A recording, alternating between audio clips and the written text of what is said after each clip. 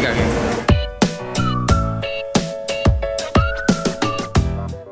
Papunta po kaming Bora ngayon and nakaka-excite kasi almost kalahati po ng kasama namin. First time po sasakay ng aeroplano. First time din nila sa Boracay. Kaya napakasarap kasi I'm sure mag-enjoy kami ng isang oras.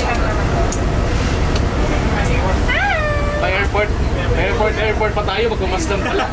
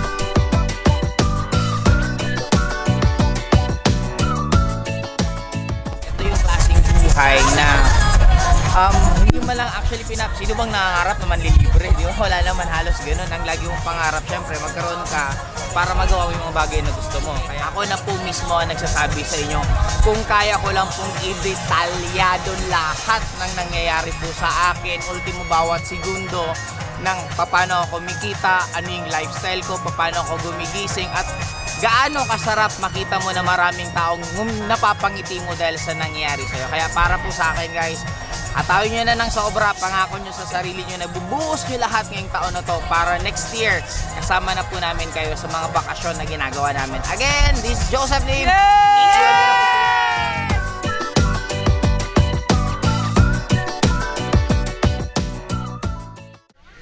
Saan tayo punta? Punta kami island hopping. Kaya lang problema namin, umuulan. Baka mabasa ka.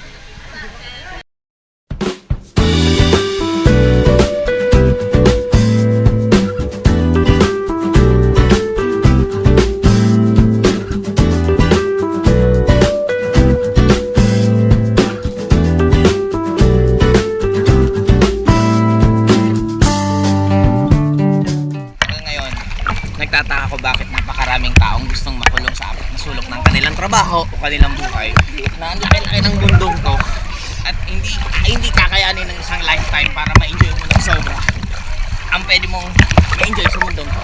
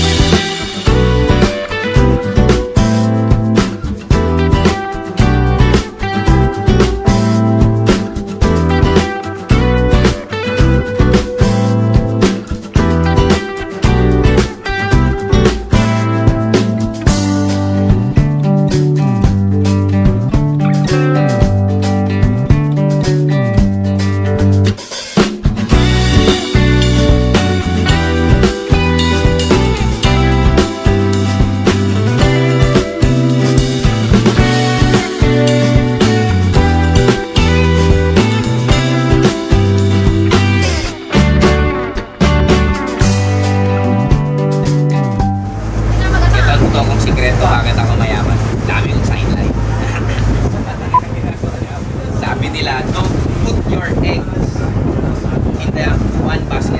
Dapat iba-iba. Another side lang. May ibang side na naman.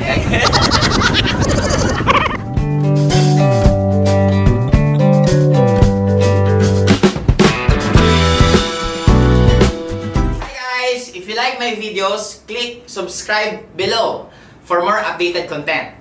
Don't forget to share,